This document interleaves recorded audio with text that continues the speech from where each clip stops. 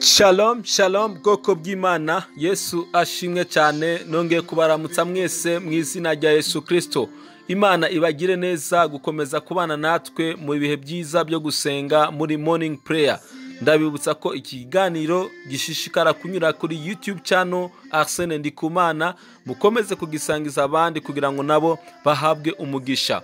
Imana ibagire neza. Muri iki cyumweru Uwiteka adusize ku mutima gusengera ababyeyi, abamama, abagore, abakobwa bashatse, umuntu wese atigeze abona urubyaro mu buzima bwe kandi yifuza kubona umwana. Yaragerageje, warasenze, waringinze. Hari n'abandi birukiye mu bapfumu bakora ibyo bashoboye byose ariko ntibabasha kubona urubyaro. Ngufitiye amakuru meza. Uwiteka arifuza kuguha umwana kuko yarasezeranye. Yabwiye Adamu na Eva aravuga ngo nimubyare, murondoke, mugwire, mwuzure isi. Hari itegeko ry'Imana riri ku buzima bwawe. Uyu munsi rero turaza gusenga twirukana umwuka wa karande wo kutabyara.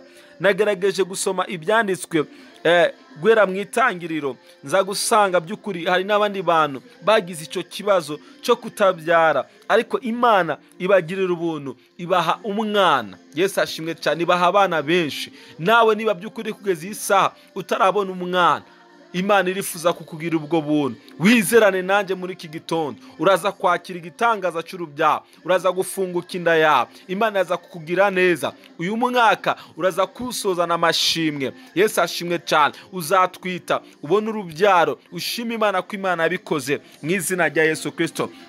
Ijambo ry'Imana tubwira isomye mu itangiriro igice cya 15 umurongo wa 2, Bibiliya atubwira ngo duhere ku murongo wa 1 ngo hanyuma y'ibyo ijambo ry'Uhoraho riza kuri Aburahamu nko mu nzozi riti, Aburahamu ntacyo utinya, ni jewe nk'inzo yawe, uzohabwa impera ikomeye cyane. Aburahamu aramubaza ati, Mwami Uhoraho, uzompa iki ko ngiye gupfa atakana nsize, kandi uzotorana urugo rwanjye akaba ariwe Eliyezeri Umunyadamasiko. Urabona ko na Aburahamu yigeze kugira ikibazo cyo kutabona urubyaro. Yari afise ikibazo cyo kutabona umwana. Bene umugore we Sara agira agahinda kenshi, ariko Imana iramubwira ngo witinya. Nshuti yanjye uri kuranyura muri kino gitondo, nanjye ndakubwira ngo witinya. Nubwo ubaza igihe runaka utarabyara, witinya. Hari isezerano ry'Imana rivuga ngo ugomba kubyara mu izina rya Yesu Kristo.